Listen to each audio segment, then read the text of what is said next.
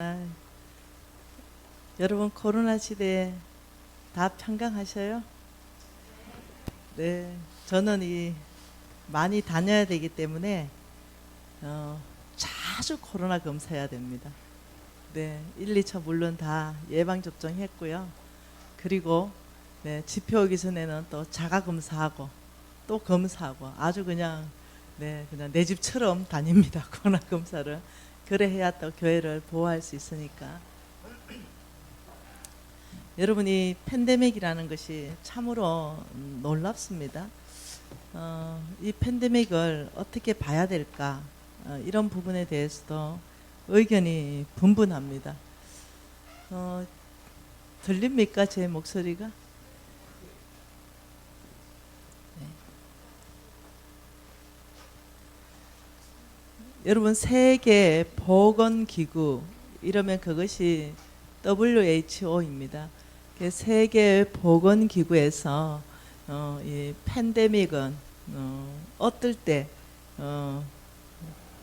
얘기하냐면 전염병이 감염병이 최고 등급일 때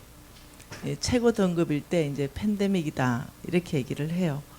이 전 세계 모든 사람에게 뭐 어떻게 이렇게 닥칠 수 있는 어떤 것일 때 그게 무엇이든지 전 세계 모든 사람에게 닥칠 수 있는 것이 팬데믹이라고 하잖아요. 근데 처음에 이 코로나가 발생했을 때는 뭐 사스나 메르스처럼 그냥 지나가려니 이렇게 사실 저는 생각했었어요. 그런데 시간이 지나면서 이게 아니네. 네, 이런 생각하면서 주님 앞에 무릎 꿇고 기도하는 시간이 점점 더 많아지고 있습니다. 여러분 이 성경 안에서 이 코로나 팬데믹은 정확하게 어떻게 볼 것인가 이런 부분 안에서 정립을 좀 한번 해보자는 거죠. 이 우주 만물 전체 안에서 누가 다스리고 있는가 이 부분에 대해서 우리가 알게 되면 이 코로나 팬데믹에 대해서 정리하시는 것도 훨씬 더 쉽게 됩니다. 하나님 말씀은 이사야 말씀 한번 봐보죠. 이사야입니다.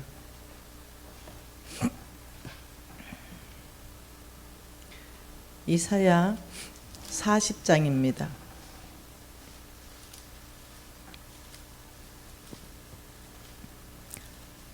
이사야 40장 15절 한 절 말씀입니다. 이사야 40장 15절 한 절 말씀 같이 읽을게요. 보라, 그에게는 열방이 통의 한 방울의 물과 같고 저울의 작은 티끌 같으며 섬들은 떠오르는 먼지 같으리니 보라 이랬어요. 우리의 눈을 들어 하나님을 보라는 뜻입니다. 너희들은 눈을 들어 하나님을 보라. 하나님에게는 열방이 통에 한 방울의 물이다. 열방이 이러면 지구촌입니다. 이 지구촌이 큰 통에 그냥 한 방울의 물이다. 보통 일이 아니에요. 여러분 지금 상상력을 발동해 보셔야 돼요. 하나님이 누구신가?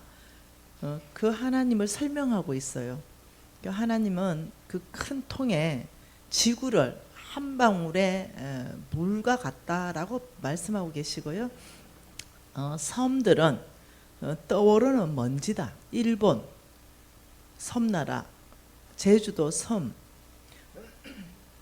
뉴질랜드 섬, 네, 그냥 떠오르는 먼지다. 무엇을 말씀하고 계시냐면은 이것은 그 하나님의 광대하심을 지금 표현하고 있어요. 하나님이 누구신가를 표현하고 있습니다. 여러분 우리 초등학교 때 과학 시간에 배웠던 거 한번 생각해 볼까요?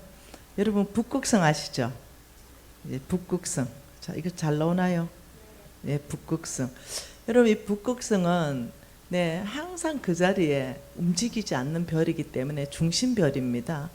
이 북극성하고 예, 이 지구하고 네, 여러분 그 빛 있잖아요. 빛. 네, 이 빛이 1초에 1초에 지구를 몇 바퀴 돕니까?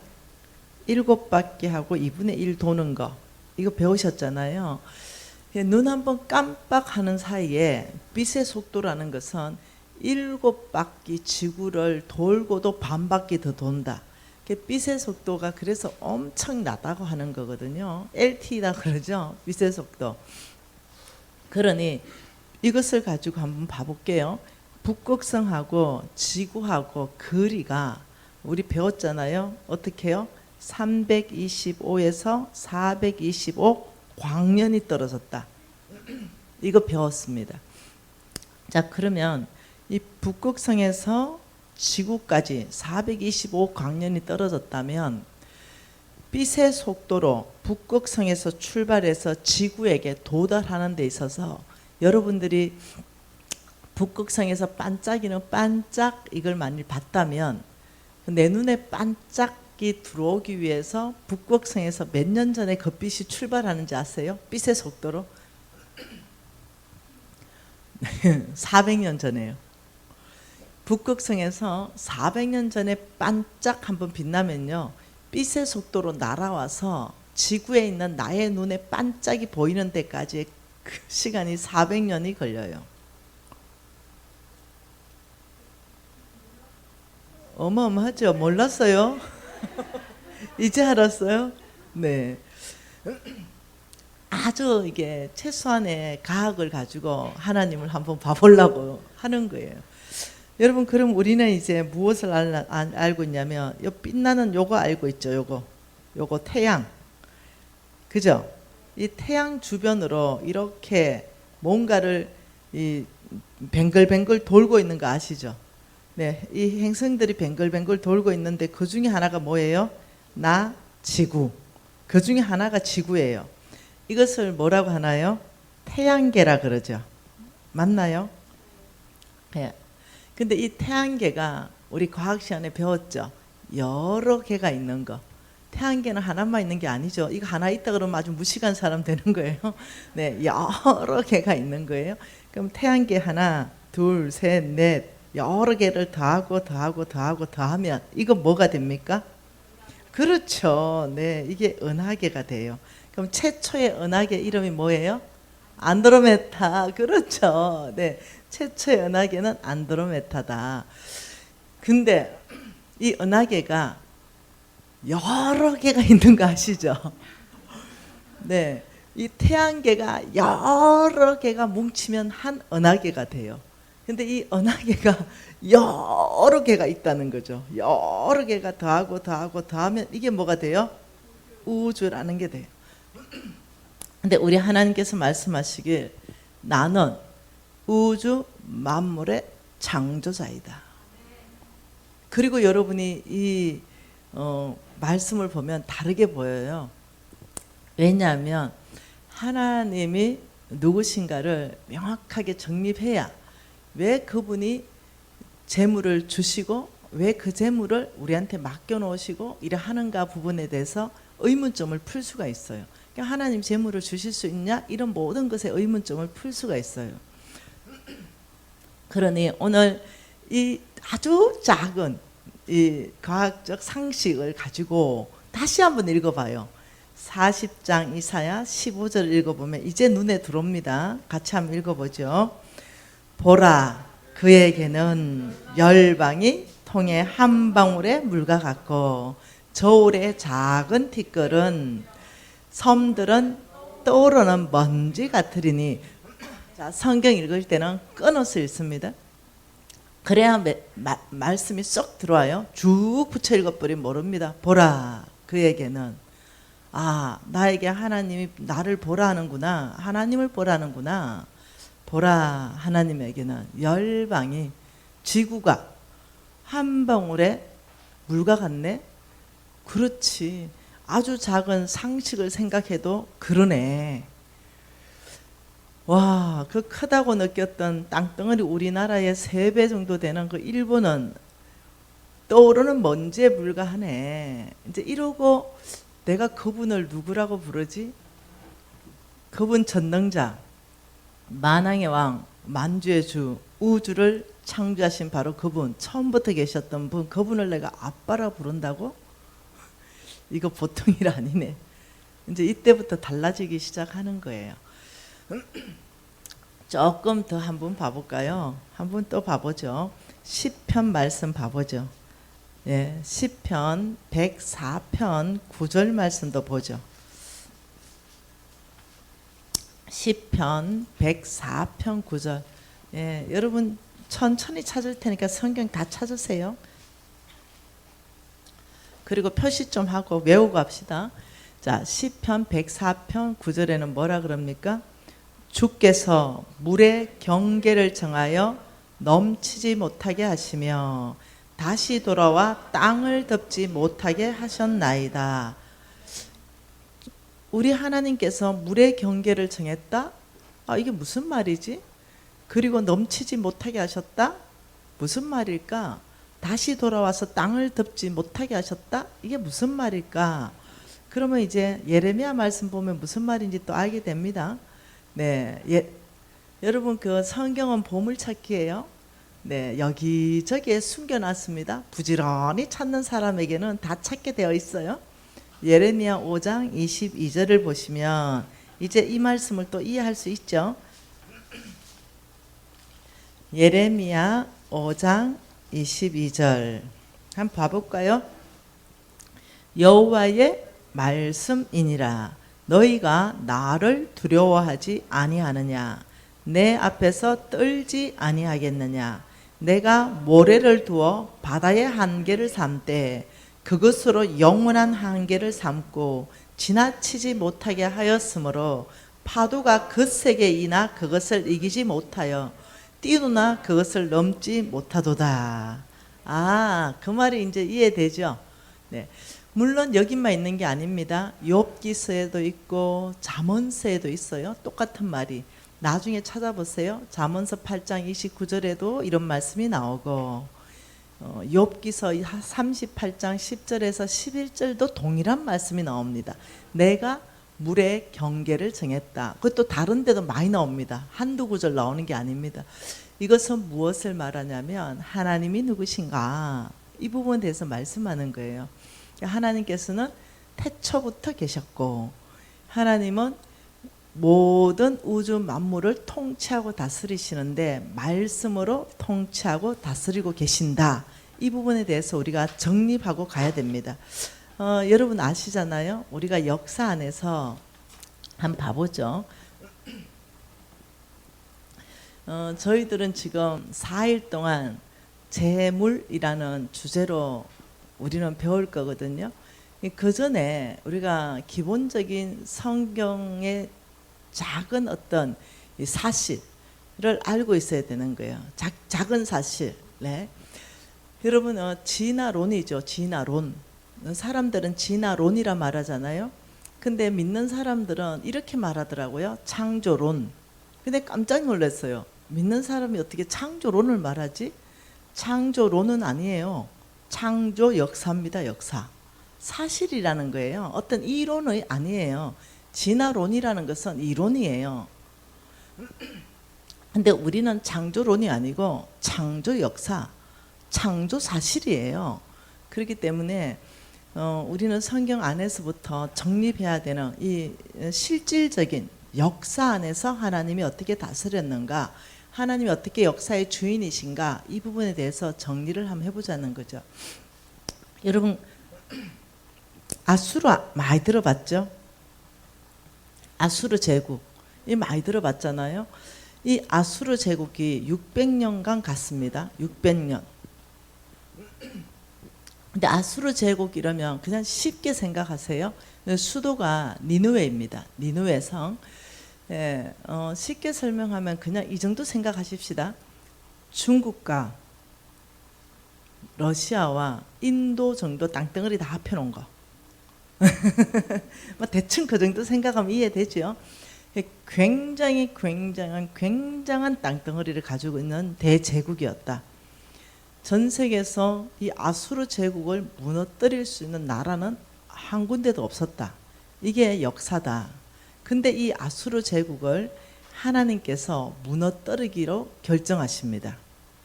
이 아수르 제국을 왜 무너뜨리려고 하냐면, 여러분 아수르 제국의 왕의 이름이 누굽니까? 사네립이잖아요. 이 사네립이 이 북방 이스라엘을 멸망시켜 버렸어요.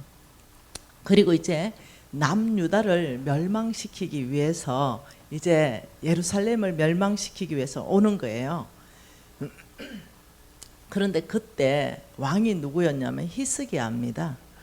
히스기야한테 아주 교만한 말을 합니다. 이제 이것이 나중에 메모해 놨다 보세요.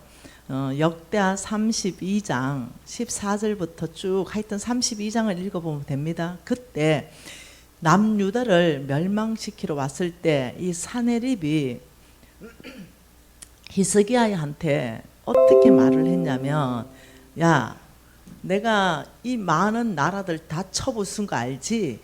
어떤 신이 내 손에서 그 나라 백성을 구원한 적 봤냐? 이렇게 말해요. 그러면서 너의 신, 너희들이 섬기는 그 왕, 야, 의지하지 말아라. 내 손에서 구원하지 못한다. 이래 이제 교만하게 말했습니다.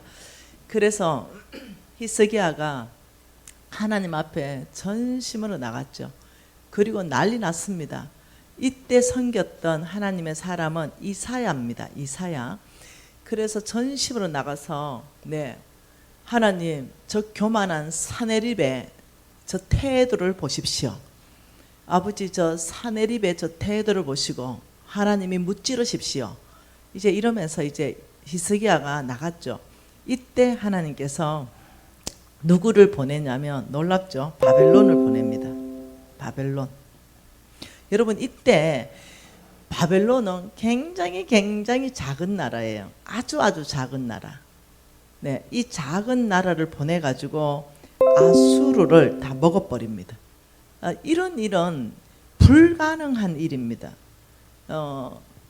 이 아수르를 먹어서, 그러면 이제 바벨론이 몇 년 정도 가야 되냐면 수백 년, 1000년은 가야 되거든요. 왜? 그 강한 나라를 다 먹고 영토 전체를 장악했기 때문에.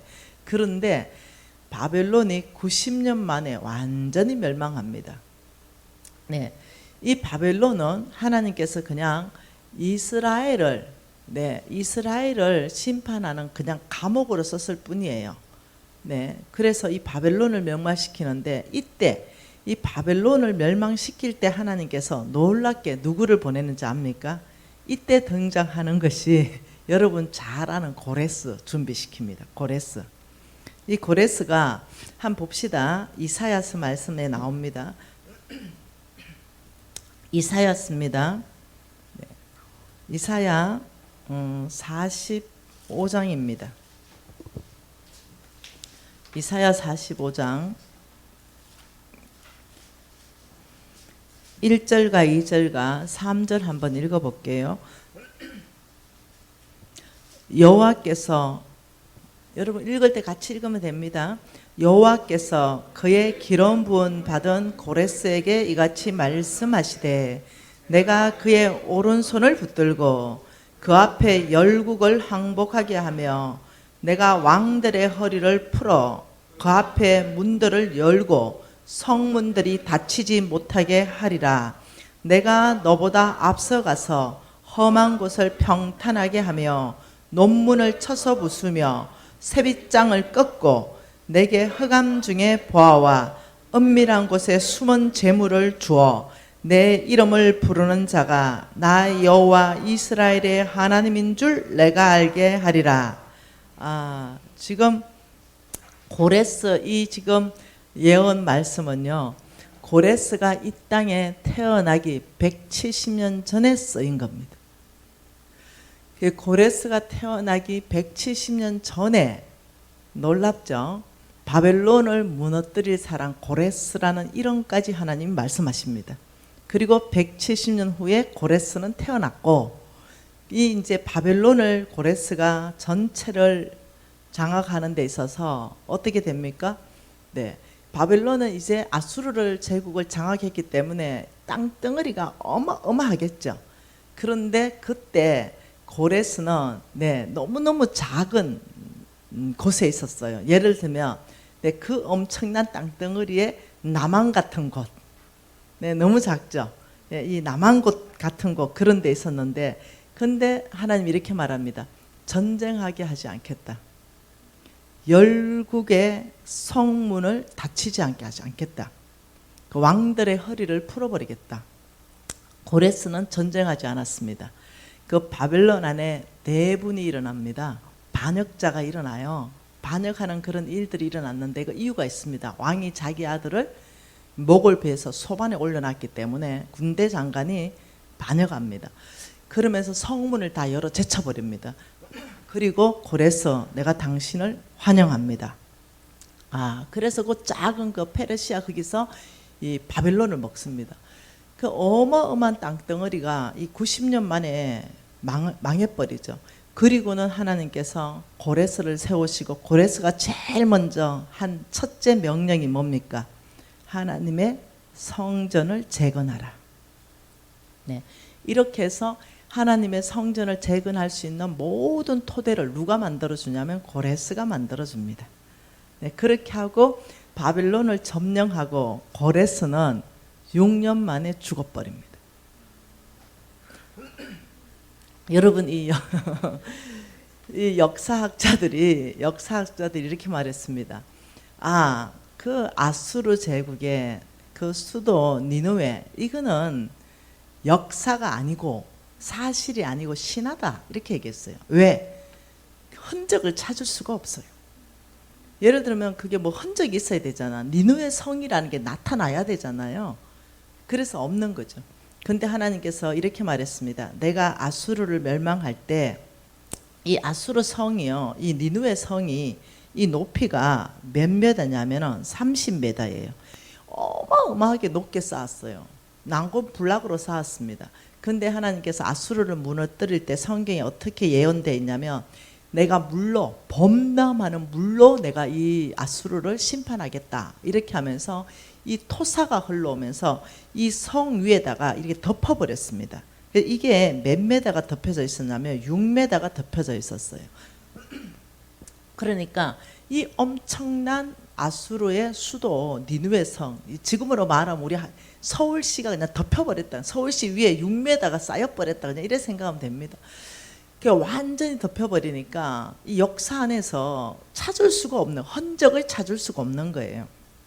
그런데 니느웨 상이 물로, 범람하는 물로 덮인 후에 2450년 후에 독일 역사학자가 이걸 발굴합니다. 그래서 우리 여기 갔다 왔잖아요. 6m 땅을 다 파내려가니까 아수르의 수도 니느웨가 그대로 있는 거예요. 그래서 전 세계에 이것은 사실입니다. 이렇게 밝혀지는 거예요. 여러분, 제가 왜 이걸 얘기해요? 여러분하고 뭘 나누고 싶어서 이걸 얘기해요? 하나님은 역사의 주인이십니다. 하나님은 우주 만물을 창조하셨고, 하나님은 하나님 뜻대로 역사를 이루어 가십니다. 한번 보세요.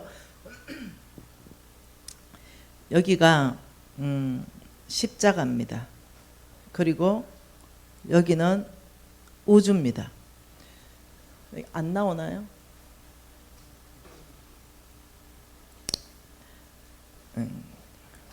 하나님 나라 안에서 우리가 보고 싶은 건 뭐냐? 하나님은 어떤 나라를 사용하시고 어떤 왕을 사용하시고 어떤 사람을 사용하시는가, 여기에서 하나님 예외 없습니다. 몽땅 똑같은 원칙입니다. 하나님은 왕을 사용하실 때, 어떤 나라를 사용할 때, 어떤 사람을 사용할 때 십자가 안으로 들어오는 사람, 들어오는 나라, 들어오는 왕은 무조건 사용하셨습니다. 그런데 십자가 앞으로에서 바깥으로 나가는 사람, 이 사람들은 예외 없습니다. 성경 전체가 말하는데 이 사람들 다 잘랐습니다. 그래서 하나님께서는 이렇게 말합니다. 사도행전 13장 22절에 패하시고, 누구를 패해요? 사울 왕을 패하시고 다윗을 왕으로 세우시니 하나님 마음에 맞는 자라, 내가 내 뜻을 다 이룰 것이다, 이렇게 말하는 거죠. 하나님은 왕으로 사울을 패했습니다. 다윗을 세웠습니다. 그때 그 이유가 뭐였냐면 사울이 십자가 밖으로 간 거예요. 불신앙으로 갔습니다. 하나님은 어떤 나라를 쓰시고 어떤 나라를 폐하시고 어떤 왕들을 다시 세우시고 왕들을 폐하시고 또 저와 여러분 중에 어떤 사람을 쓰시고 또 폐하시고 이러는 모든 거 한 중심이 뭐냐면 오직 십자가 중심입니다. 그래서 오늘도 하나님은 십자가 중심으로 일하고 계신다. 이게 역사이다. 이런 사실 안에서 지금 팬데믹이라는 걸 만난 거죠. 저는 작년까지만 해도 초반에 뭐 메르스나 사스처럼 지나갈 것이다 이렇게 생각하고 별 걱정을 안 했었어요, 사실. 그리고 뭐 한 5, 6개월이면 지나가고 뭐 백신이 나오고 치료약이 개발되고 이렇게 되려니 라고 처음에는 그렇게 생각했어요. 그런데 뭔가 좀 개발하려고 그러면 새로운 변이가 나오고 또 뭔가 좀 잦아든다 이러면 새롭게 또 정폭되고 뭔가 끝난 것 같아 이러면 새로운 대유행이 다시 오고 이러면서 스페인 독감보다 더 많이 지금 목숨을 잃어가고 있는 상황이고 생각보다는 그래도 많이 잃지는 않았어요. 근데 이게 하나님 앞에 기도하게 만들죠. 무릎 꿇게 만드는 거죠. 왜 그럴까? 성경 전체 안에서 쭉 이제 보는 거죠. 성경에 보니까 하나님께서 하나님의 백성들을 훈련하고 하나님의 뜻을 전달하고 그들을 회개시키고 돌이키는 데 있어서 세 가지를 썼더라는 거죠. 하나님이 쓰시는 방법. 그게 뭐냐면 칼을 쓰셨고 전쟁, 그다음 기근을 쓰셨어요. 굶주림, 그리고 전염병을 쓰셨어요. 이게 성경 구약 전체 안에 있는 하나님의 방법으로 하나님이 이럴 때마다 회개하고 다시 거룩해지고 다시 하나님 중심적으로 들어오고 이렇게 한 거예요. 구약에서 그래서 제가 있잖아요. 너무 심각해져 가지고 구약에서 전염병이 생긴 걸 세러 봤다니까요. 도대체 몇 번이 기록됐는가? 그 세리다가 다 못 세렸어요. 너무 많아가. 제 생각에는 최소 80번은 넘는다. 최소. 제가 뭐 한 3, 40번 이상은 세랐으니까 최소 2배는 넘을 것이다. 네, 틀림없을 거예요. 80번은 넘을 것이다. 제가 그 쭉 보면서 야, 이거 뭐 굉장한데 이걸 성경적 관점으로 균형 있게 어떻게 볼 것인가 고민을 하게 되잖아요. 그러면서 하나님께서 전 세계 인류 가운데 뭔가 아주 공동체적으로 전체를 심판하는 내용은 뭘까 하는 게 세 가지 정도 나오더라고요. 첫 번째는 노아의 홍수. 노아의 홍수 때 전 세계적인 심판을 하셨다. 전 세계적인 심판의 두 번째는 뭘까 했을 때 그냥 내 생각입니다. 바벨탑 사건이 아닐까. 네. 하나님을 아는 것을 대적 높아져 가지고 이 하나님처럼 올라가려는 그 교만한 사건이 터짐으로 인해서 그 모여 사니까 언어가 똑같으니까 생각해내는 것이 엄난하고 생각해내는 것이 교만하고 하나님처럼 높아지려는 어떤 이 문화 안에서 하나님께서 온 땅으로 흩으셨죠. 그래서 언어가 같은 사람끼리 온 땅으로 흩어졌어요. 이러면서 하나님의 뜻은 뭘까? 그리고 마지막은 계시록이잖아요. 계시록에 예수님 다시 오실 때 전 세계적 안에서 하나님의 심판이 있을 것이다. 이 세 개 정도가 기록되어 있는 것 같아요. 네. 근데 그 사이에 이제 칼도 있고 기근도 있고 전염병도 있고 저는 말세다 이렇게 그러니까 이거죠. 예수님이 지금 당장 오신다 이런 생각은 아닙니다. 여러분 말세라는 것은 2000년 전에 예수님이 오신 그때 시점부터 해서 다시 오는 시점까지 이게 다 말세예요.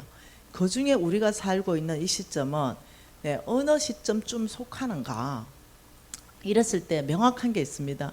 하나님의 복음이 땅끝까지 전해져야 거제서야 끝이 오리라. 그러니 오늘 당장은 아니라는 거죠. 네. 뭐 당장 뭐 5년 안에 오실 거다. 뭐 그것도 저는 아니라고 봐요. 당장 10년 안에 오실 나는 그것도 아니라고 봐요. 일단 복음이 땅끝까지 전해져야 될 책임이 있다. 저와 여러분은 예수님 다시 오시게 하는 데 있어서는 복음 전해야 된다. 네, 이것이 절대적인 키거든요. 또 하나는 노아의 때와 같은 악해질 것이다. 예수님 다시 오실 때 노아의 때처럼 악해질 것이다. 이 노아의 때가 언제예요? 네, 엄청난 동성연애가 창궐하고 이랬습니다. 네, 그러니 이게 보통 지금 이 시대와 노아의 때가 비슷하게 닮아갔고, 네, 하나님을 대적해서 높아진 그런 어떤 인간 복제까지 막 해내버리고 하나님 영역까지도 막 침범해 가고 이런 것 안에서 하나님이 기뻐하시겠는가? 너무너무 지금 심각한 이런 상황 가운데 와 있다. 그러면서 또 팁으로 준 게 뭐냐면 흩어져 있던 나의 백성 이스라엘이 한 곳으로 모일 것이다. 이게 또 하나님 마지막 때 얘기하셨는데, 지금 그 70년 전에 뭐 2000년 동안 흩어져 있던 이스라엘이 국가를 형성해 버렸어요. 예, 국가가 만들어져 버린 거예요. 그러니 어떠냐면은 이거 참 어려운 시점이다. 그러니 이 말세 징조에 있어서 많은 것들이 지금 말세로 가고 있다. 우리 예수님의 재림의 시점은 앞당겨지고 있다. 앞으로 500년 후에 오실지, 네, 1000년 후에 오실지는 몰라요. 그때는 아무도 모르죠. 그러나 정신을 번쩍 차려야 되는 때는 확실하다. 이래 싶은 거예요. 그래서 이럴 때 어떻게 해야 되는가? 여러분 성경에 보니까 민족들을 하나님께서 이렇게 경계를 정해서 여기 살아라, 너희들은 여기 살아라 이래 했다고 성경은 나와 있는데, 그런데 여러분 알다시피 막 이 이슬람들이 엄청나게 아프리카에서 유럽으로 막 몰려왔잖아요. 수천만 명이 이주했잖아요. 그러면서 저는 전 세계를 다니는 사람이잖아요. 저는 1년에 6개월을 나가 있는 사람이에요.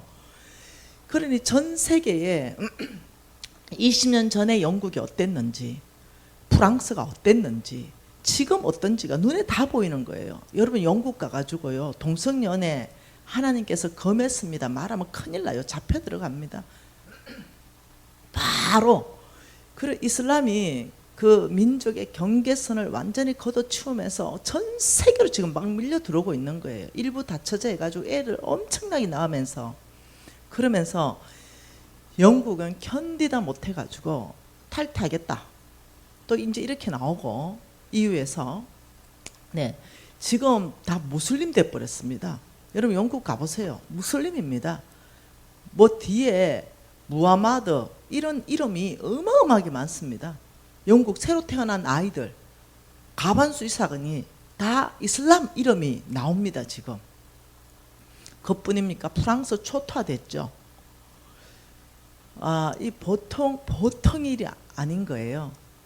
네, 복음 전하기 위해서, 그 땅에 복음 전하기 위해서 우리가 이주해서 복음 전하고 이런 일은 있을 수 있는데, 대거 민족들이 막 이동하는 걸 여러분 당연히 난민들 도와줘야 되죠. 여러분 킬링필드 났을 때 수천만 명 난민들 어떻게 도와줬냐면 그 국경성을 쳐서 특정한 장소에 모아서 전체 도와줬거든요. 그들을 자립해서 다시 그 국가 안으로 들어갈 수 있도록 도와줬거든요. 근데 막 모든 빗장을 다 풀어버리고 무조건 다 받아들이는 걸 성경적으로 잘 분별해야 된다는 거예요. 이러면서 이제 난리가 난 거예요. 여러분 잘 생각해 보세요. 지금 이 코로나가 하나님이 허락하지 않으셨다면 어떻게 249개국 전체 안에 들어가겠어요? 그냥 우연히 발생했다? 그냥 우연이다, 사람의 실수다 하기에는 240개국 안에 다 들어가 있다. 여러분 자연적으로 발생하는 건 뭐가 있냐면요, 온도에 따라서 살아요. 예를 들면 독감 같은 거, 추워지면 살아났다가 더워지면 싸그러졌다가 이러거든요. 근데 이거는 춥든 덥든 다 살아있어요. 이걸 뭘로 해석할 거냐는 거죠. 말씀 안에서부터 해석을 해야 되는 거예요. 말씀 한번 봐볼까요? 말씀 안에서 어떻게 해석할 건지. 말씀 안에 에스겔서 말씀 좀 보고 싶습니다. 하나님 말씀은 에스겔서 22장입니다. 에스겔 22장.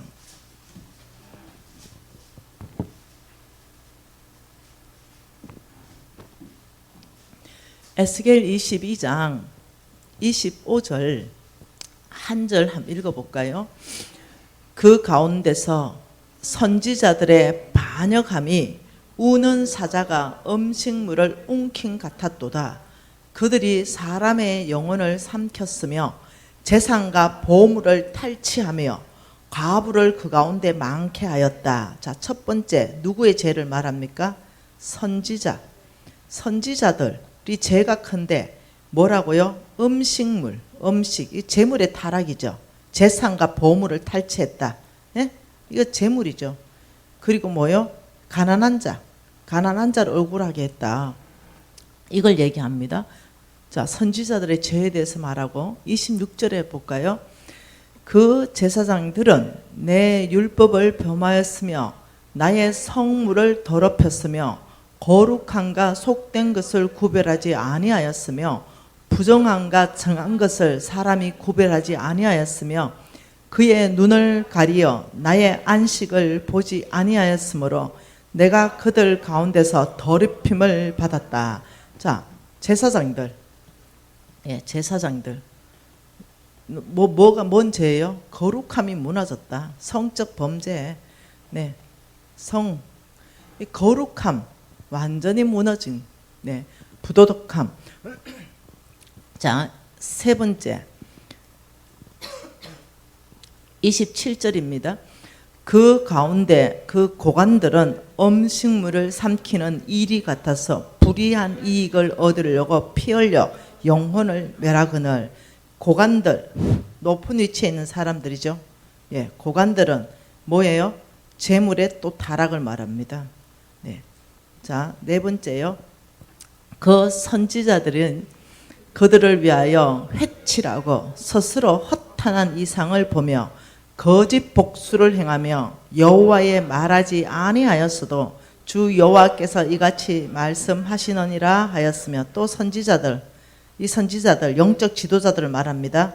영적 지도자들, 이 사람들 영적 타락, 영적으로 타락이 일어났다. 자, 다섯 번째요. 29절입니다.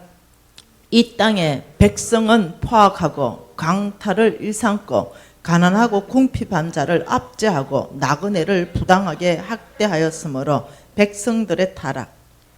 이 뭐예요? 네, 이 사람들은 예, 악한 행동을 하는 거죠. 네, 백성들은 이 재물, 이게 또 재물의 죄를 말합니다. 궁핍하고 가난한 자를 부당하고 학대했다. 자, 여러분 이것을 보면은 어떤 게 느껴집니까? 총체적인 죄를 말하죠. 총체적인 죄. 가장 밑에 백성들부터 네, 영적 지도자들, 그리고 나라의 고관들까지, 제사장들까지 완전 총체적 전체적인 타락이 일어난 이때, 자, 이때 어떻게 해야 되는가? 여러분 한번 봐보죠. 지금 이때 하나님께서 심판하신다 이래요. 이때 심판하신다. 이럴 때 구약에서는요, 세 가지로 늘 심판하시는 거예요. 칼을 보내시고, 전쟁으로 하나님께서 네, 회개시키시고, 기근, 큰 기근으로 이들을 회개시키시고, 그 다음 세 번째가 전염병으로 하나님이 다루셨어요. 이거는 역사를 얘기하는 거예요. 네. 여러분 이 구약의 이 역병의 기록들을 보면은요, 출애굽할 때 이집트에 역병이 확 돈 거 아시죠? 네.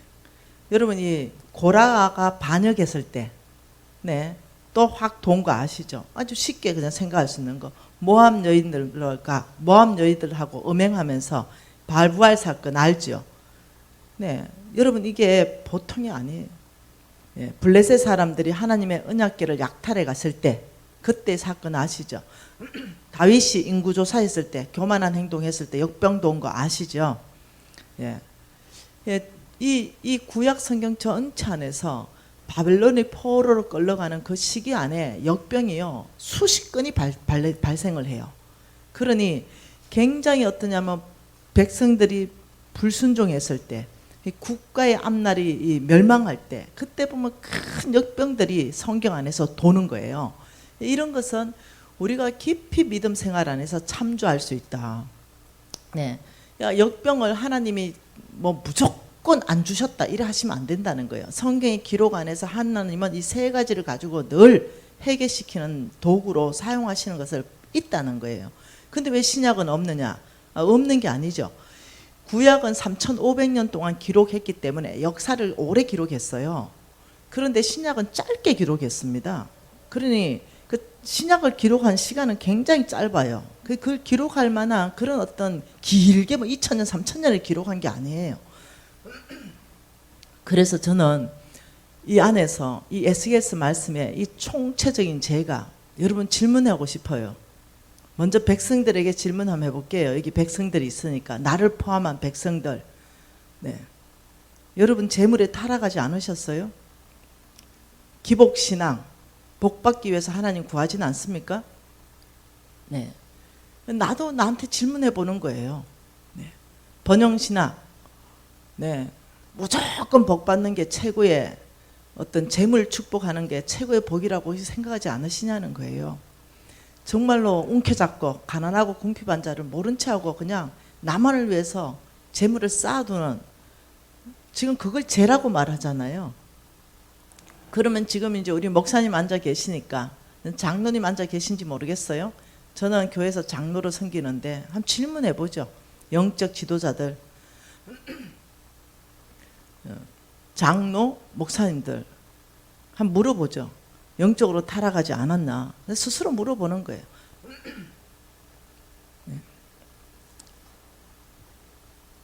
하나님이 하지 않은 말을 하나님이 했다라고 그렇게 전하고 있지는 않는가? 정말 성적으로 거룩한가? 이런 모든 것 앞에서 이 총체적인 타락이 현재 전 세계 안에 교회 안에서 일어나고 있다는 거예요. 이럴 때 우리는 아이디어를 어디에서부터 얻어야 되는가? 이 해결책을 과학자들한테 얻어야 되는가?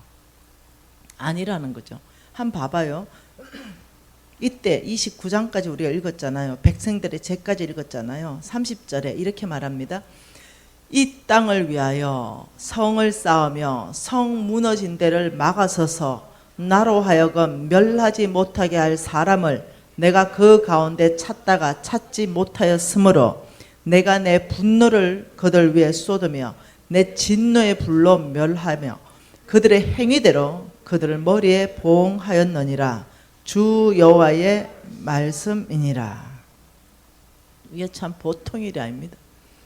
주님께서는 이때 누구를 찾느냐? 성 무너진 데를 막아서는 자, 중보 기도하는 자를 말합니다. 이 사람을 나는 찾는다.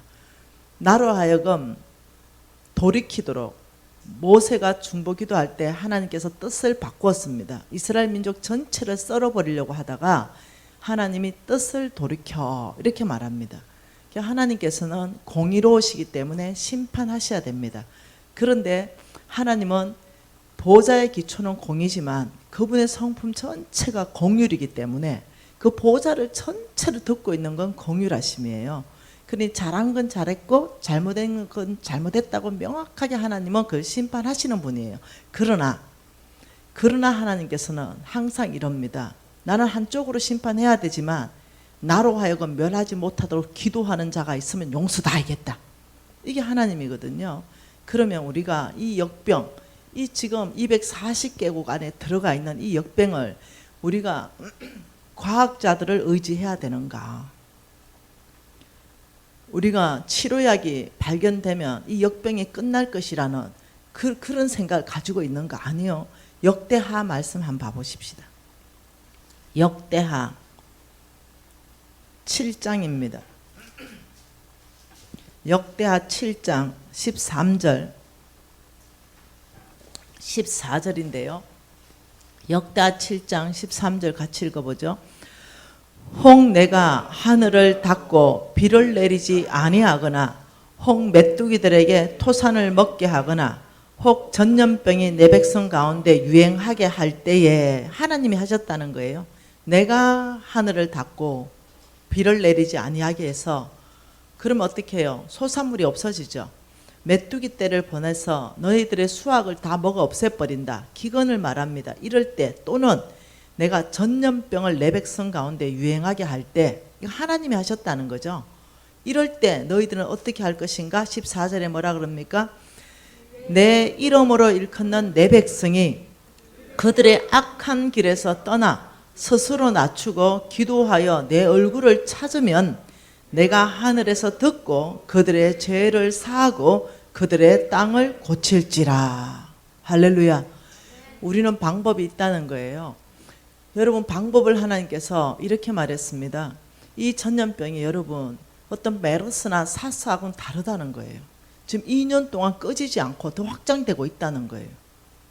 이럴 때 이것을 해결해 주시는 분은 누구냐? 하나님이 분명히 이 역병 전체를 지금 보고 계실 거라는 거예요. 허락하고 계신다고 저는 믿고 있습니다. 왜냐하면 모든 것이 하나님의 섭리 안에서 운행되고 있기 때문에. 하나님이 허락하지 않는데 어떻게 전 240개국 안에 역병이 돕니까? 하나님 허락하지 않으면 그 역병 하나님 한순간에 없앨 수 있죠. 근데 하나님이 허락하는 거 안에서 우리에게 기회를 주시고 계신 거예요. 이런 총체적인 죄, 선지자, 제사장들, 고관들, 백성들, 재물의 타락, 성적인 타락, 영적인 타락, 이 모든 타락 안에서 회개하고 돌이켜라. 뭐라 그러는가? 14절이 해결책인데, 내 이름으로 일컫는 내 백성, 믿는 자죠. 저와 여러분을 말합니다. 내 이름으로 일컫는 내 백성이 그 악한 길, 뭐예요? 재물의 타락, 성적인 타락, 영적 타락, 이런 악한 길에서부터 먼저 돌이켜라. 중보 기도자의 조건을 말하고 있는 거죠. 너희들이 여전히 재물의 타락이 있으면서, 성적인 타락이 있으면서, 영적인 타락 가운데 있으면서 기도하는 것이 아니라 너희들이 먼저 그곳에서부터 돌이키고, 그리고 너는 너 자신을 낮추고 하나님 얼굴을 간절히 찾고 기도하면 그 어렵게 된, 회개하고 돌이킨 그 의인의 기도는 역사하는 힘이 크다 그랬습니다.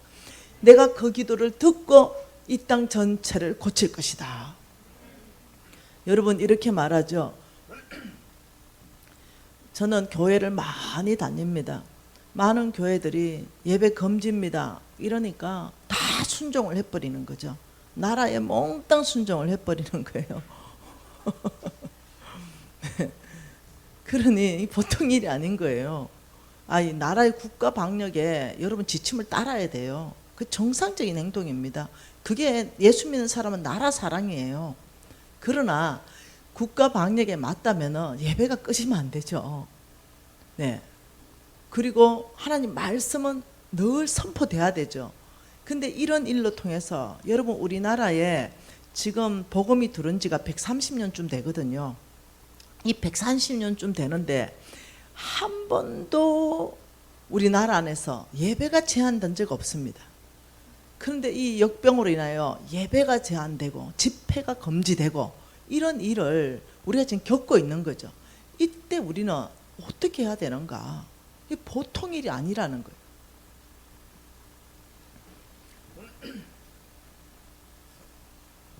여러분, 어째야 됩니까? 왜 이런 일이 일어났습니까? 한번 봐보세요. 여기서 세 가지 봐보십시다. 우리 하나님 세 가지. 재물의 타락, 재물의 타락, 재물의 타락. 도대체 재물의 타락, 이게 무엇을 말하는가? 성적인 타락, 영적인 타락. 네, 도대체 무엇을 말하는가? 과연 재물의 타락, 이게 언제부터 들어왔는가? 언제부터 믿는 자 안에 이 재물의 타락이 들어왔는가? 여러분, 1960, 70년대, 1950년대는요, 우리나라는 전 세계에서 제일 못 살았습니다. 북한보다 더 못 살았고 필리핀보다 더 못 살았습니다. 전 세계 가장 가난한 나라의 이름에 우리나라가 들어가 있었어요. 그런데 박정희 대통령이 나오시면서 뭐라 했어요? 새벽종이 울렸네, 새 아침이 밝았네, 너도 나도 일어나 새마을을 가꾸세. 여러분, 젊은 세대들 들어봤습니까? 네, 그게 구호였어요. 그래서 어떻게 해요? 네, 다 초가집을 다 걷어내면서 쓰레터 지붕 올리고 양철 지붕 올리면서, 네, 도로를 깔기 시작하면서, 네, 수도를 깔기 시작하면서 전기를 넣어주면서 이랬죠. 여러분 저는 학교 다닐 때요, 초등학교 다닐 때 산수 시간에 숙제가 뭐였는지 압니까? 쥐꼬리 잘라오는 거, 쥐꼬리. 그 시골에 쥐 반 사람 반. 그래서 쥐꼬리를 잘라가면 그게 숙제였어요. 여러분 그만큼 심각했습니다. 먹을 것이 없어서 미군들한테 받아서 분유가루 받았습니다. 분유가루 받아가지고 교실마다 노란 주전자에다가 그거 타가지고 애들한테 한 잔씩 먹이는 게 배급이었어요. 여러분 이게 지금 우리나라 불과 7, 80년 전인 얘기예요. 그런데 또 새벽종이 울렸네 말고 또 혹시 한 노래가 유행한 노래 압니까? 운동가 노래. 잘 살아보세, 잘 살아보세, 우리도 한번 잘 살아보세. 여러분 이것이 교회 안으로 와버렸죠. 번영했죠. 우리나라는 번성했습니다. 번영했습니다. 여러분 전 세계가 70년 안에 어마어마한 번영을 이뤘는데 그중에 최고로 번영을 이룬 국가는 대한민국이에요. 중국도 엄청난 번영을 이뤘지만 대한민국까지는 못 이뤘습니다. 여러분 대한민국은 세계 경제대국 10위 안에 들어가죠. 그런데 여러분 생활 수준 1위입니다. 전 세계 1위. 생활 수준이 1위예요. 여러분 우리나라처럼 교통망이 잘 깔려 있는 데가 없습니다. 전 세계에 없습니다. 여러분 교통망이 얼마나, 미국은 차가 없으면 살 수가 없습니다. 모든 교통망이 광역 버스부터 시작해가 전 세계 1위입니다. 호주 아이고 지옥입니다. 지옥. 여러분 좋다는 미국 한번 가보세요. 여러분 집에 앉아서 배달 음식 시키죠. 앱으로. 미국 없어요. 배달이라는 거 없어요. 우리나라만 있는 거예요. 여러분 명품 가방, 우리나라에 전 세계에 있는 명품 가방이 우리나라가 아마 3분의 1을 가지고 있을 거예요. 자동차요. 전 세계 자동차 중에 우리나라께 제일 굴러다니는 거, 우리나라가 가장 비싸고 가장 깨끗한 자동차 굴러다닙니다. 아파트요. 여러분 안에 들어가 보세요. 다 그냥 페인트 칠해놨습니다. 우리나라처럼 그런 아름다운 벽지로 장식해놓고 이래 한 나라가 없습니다. 제가 단언컨대 세계 생활 수준 전 세계에서 한국이 1위입니다. 이만큼 잘 사는 데 있어가지고 뭐가 들어왔냐? 잘못된 신앙이 들어왔어요. 믿는 자한테 들어왔습니다. 번영 신학이 들어왔어요. 기복 신앙이 들어왔습니다. 여러분 이것으로 인해 가지고 이 믿는 자 안에서 주인이 바뀌었죠. 하나님을 믿고 사는 것이 아니라 돈이 나의 힘이야. 돈만 있으면 뭐든 거 할 수 있잖아. 돈이면 최고지. 이런 어떤 바알을 숭배하는 세상이 들어왔습니다. 이것이 어디까지 들어왔냐? 교회 안에까지 들어왔죠. 여러분 근데 우리는 균형이 있어야 돼요. 이 교회 안에까지 들어와 있는 이 번영 신학, 무조건 복 받기 위해서 하나님 믿는 거 아니잖아요. 이미 예수 믿는 것 자체가 복 받았잖아요. 우리는 이미 복 다 받았거든요. 그런데 뭐 돈의 복을 받기 위해서 하나님의 이름을 부른다? 재물의 축복을 받기 위해서 하나님 이름 부른다? 이 자체가 기복이에요.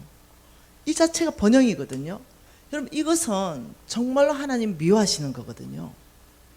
근데 이게 지금 믿는 자 안에 들어온 거예요. 그래서 믿는 자 안에서도요, 여러분 아주 무분별하게 그냥 막 끌려가는 거예요.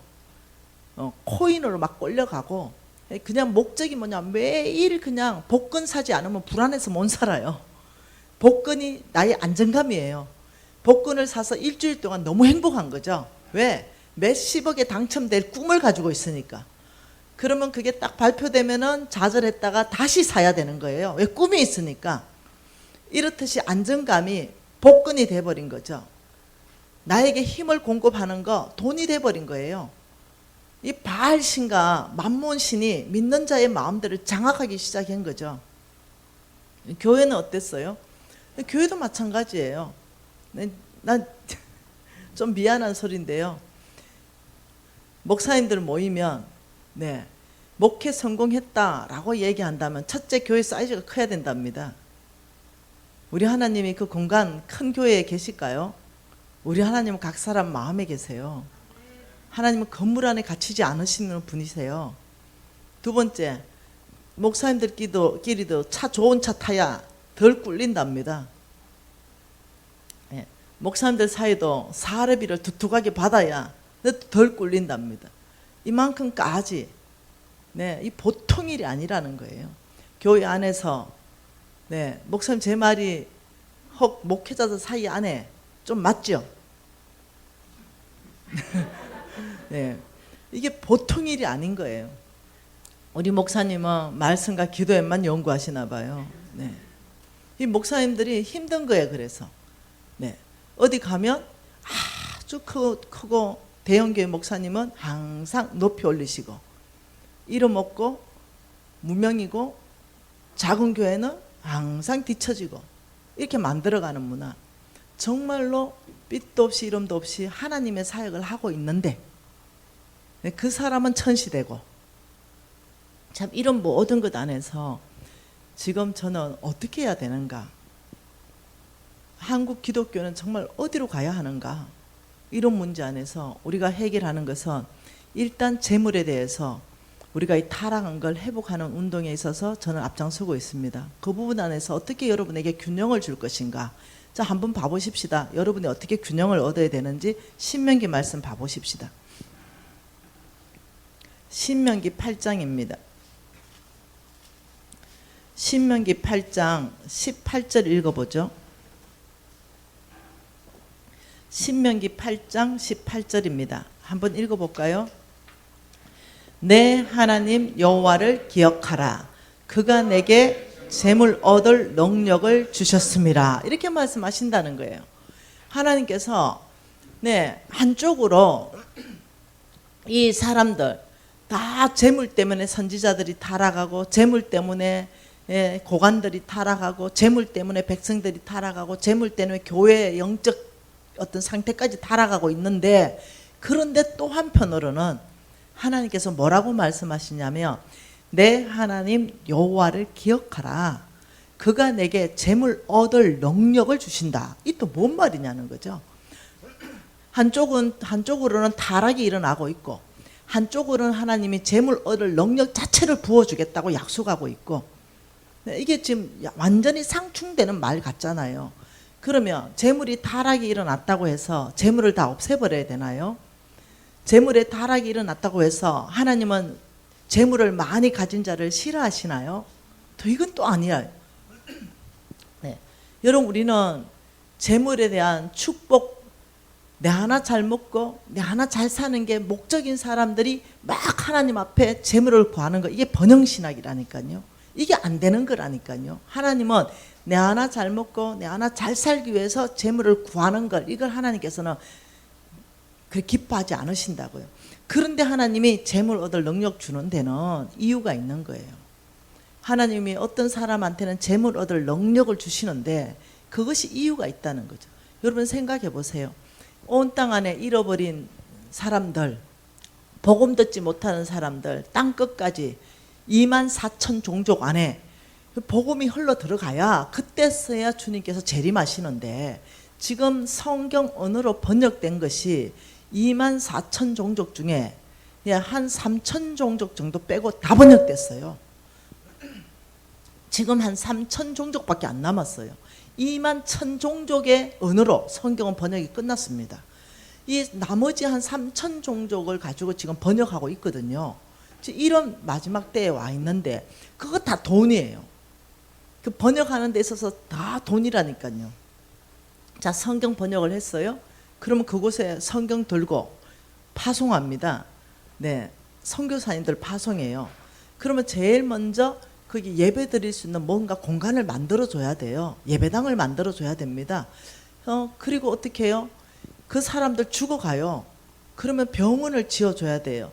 자, 130년 전에 미국에서 선교사들이 한국에 들어올 때 뭐부터 했는지 알죠? 병원부터 들어왔어요. 재중원이죠. 이 병원부터 들어와가지고 우리가 어떻게 해요? 그때 풍토병으로 선교사들이 막 죽어갔어요. 그 설사하는 그거 뭐죠? 장티푸스 같은 거. 네, 이런 걸로 풍토병으로 지금 아프리카 가면, 예, 저도 혼났는데 말라디아 같은 풍토병, 이런 풍토병에 걸려가지고 죽어나간 이질, 이런 거 죽어나간 선교사가 한둘이 아니에요. 그러면서 어떻게 해요? 여기에 병원을 해서 그 페니실린이라는, 네, 그 약을 가져와서 치료하기 시작했죠. 그러니 안 믿던 우리 조상들이 저 이상하게 생긴 저 사람들이 당장 내 자식을, 내 부모를 살려냈으니 그 사람 말을 듣기 시작한 거예요. 그리고 그 사람 신이 예수이니 그걸 받아들이기 시작한 거예요. 제가 아프리카 갔죠. 저는 매년 아프리카 갑니다. 팀들을 한 50명 꾸려가지고 가면 우리는 병원을 세웠습니다. 학교를 세웠어요. 그 마을 전체를 자립을 시켰거든요. 예, 어떤 걸로? 네, 소를 사주고 염소를 사주고 이러면서 그 아프리카 마을 전체를 자립시켰어요. 이제 그런 어떤 프로젝트를 하는 데 있어서 다 돈이었어요. 네. 그러니 돈을 가지고 한번 봐볼까요? 지금 이거 한번 봐보죠. 이런 봐볼래요? 이렇게 살고 있는 사람들이잖아요. 이렇게 살고 있는 사람들이에요. 정말 아무것도 없어요. 이게 실질적인 집입니다. 이래 사는 사람 앞에 우리는 뭘로 가져갔어요? 음식으로. 이들 나눠주는 거? 네, 이걸로 가져갔죠. 네. 여기 염소, 여기는 황소를 다 나눠줬죠. 마을마다. 나중에 제가 간증하도록 하겠습니다. 네. 우리는 이 가축들을 분양했어요. 네, 가축 분양. 네. 이렇게 염소 떼를 들고 가서 다 나눠줬어요. 먹으라 했어요. 너네들이 이 염소를 가지고 우유를 짜서 먹어라. 그리고 이걸 팔아서 애들 공부시켜라. 그리고 우리는 복음 전하지 않았어요. 딱 한마디 이것만 걸어놨습니다. 뭐요? Jesus loves you. 예수님이 당신을 사랑합니다. 그냥 이거 하나 딱 걸어놨어요. 이 사람들이 예수 믿는 거 다 알아요. 근데 이들은 대상이 무슬림들이죠. 네. 도와주는 데 있어가지고 먼저 믿는 자들 도와주고 무슬림도 도와줘야 되죠. 네, 불교인도 도와줘야 돼요. 그들 다 주께로 돌아와야 될 사람들이죠. 근데 이들이 달라지기 시작했죠. 네. 이들이 주께로 돌아오기 시작했어요. 네. 이 아이는 심장병 아이예요. 이 아이를 입양했습니다. 병을 고쳤죠. 심장병 수술을 시켰어요. 그리고 이 아이는 무슬림 뚜껑을 벗어버렸어요. 주께로 돌아와 버렸죠. 여러분 이런 일을 하는데 몽땅 다 돈이었습니다.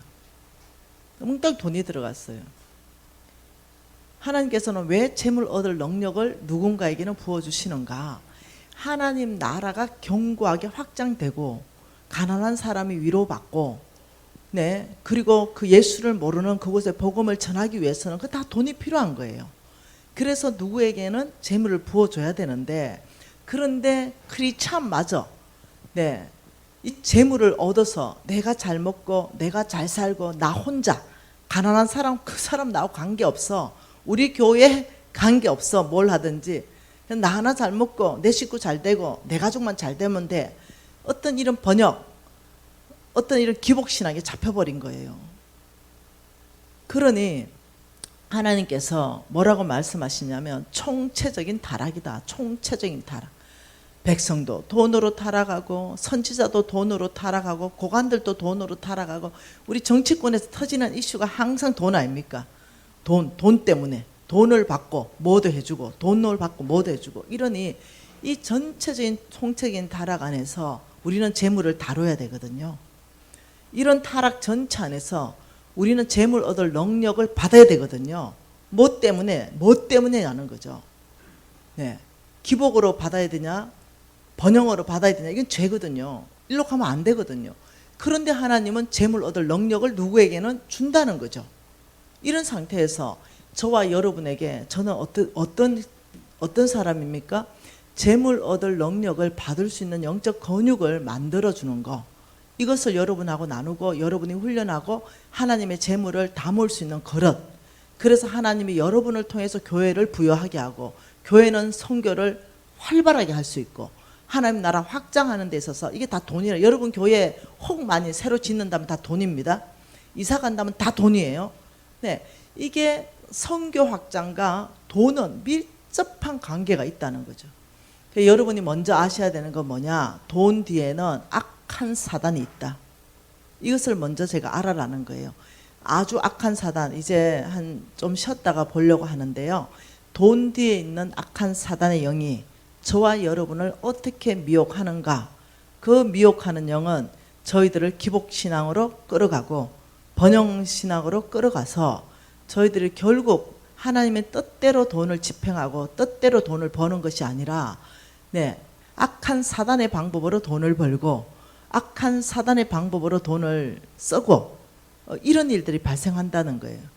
그런데 우리는 돈을 받아야 되는 것도 사실이에요.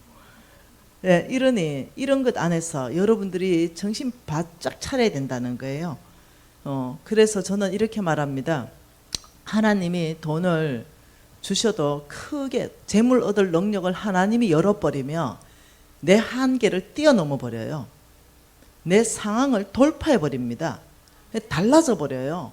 재물의 규모와 이게 달라져 버린다고요. 이런 상황에서 내가 하나님의 뜻대로 재물을 벌고 내가 뜻대로 쓸 수 있는 능력이 없는 사람은 타락으로 가요. 타락. 그래서 그 돈 때문에 타락해 버린다니까요. 그 돈 때문에 타락한 사람 신문에 매일 터집니다. 땅콩 해양 이런 거. 그거 다 돈으로 타락한 거예요. 돈으로 어떻게 해요? 내 마음대로 할 수 있어. 야, 비행기 돌려. 거기에 진짜 중요한 사람 타고 있는데요.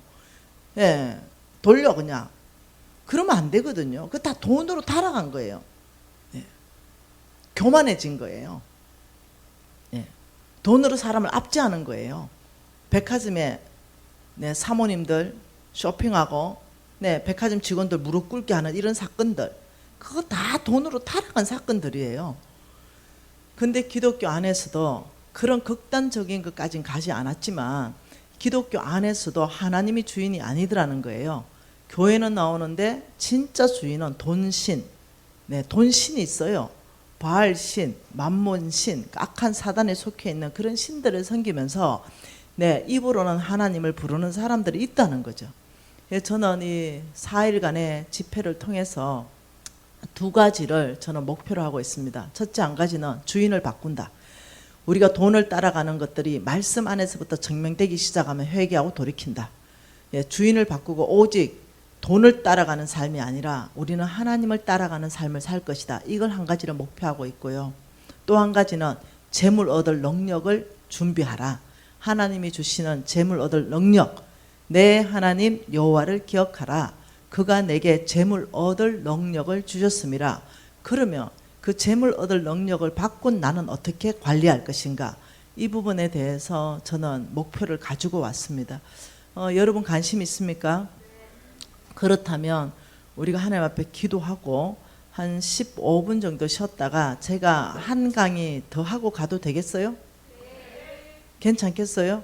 아니면 오늘 가고 내일 하고요? 괜찮아요? 쉬는 동안 도망갈 사람 도망가세요. 그럼 이렇게 기도합시다. 하나님, 성령으로 하나님의 말씀을 계시해 주십시오. 아버지, 전하는 자가 성령의 계시함으로 하나님의 말씀을 바로 전하게 하시고 듣는 자가 성령의 능력으로 듣게 하십시오.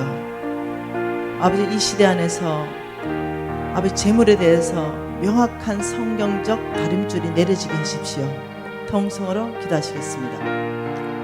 하나님 아버지, 이 악한 때에 총체적인 죄가 만연한 때에 아버지, 저희들 전체 가운데 하나님 지혜를 부어주시고 계시를 풀어주셔서 아버지 성령의 이것 가운데 운행하십시오.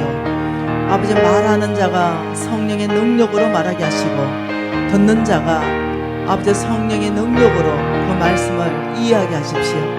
아버지, 그래서 하나님의 성경적 재정관이 우리들 마음 깊이 안에 다림줄로 내려지게 하십시오. 아버지, 그래서 하나님이 찾으시는 충성된 사람, 재물 얻을 능력을 풀어줄 수 있는 사람, 아버지, 이 교회 안에서 준비될 수 있도록 주여 은혜를 베풀어 주시옵소서. 예수님 이름으로 기도합니다. 아멘.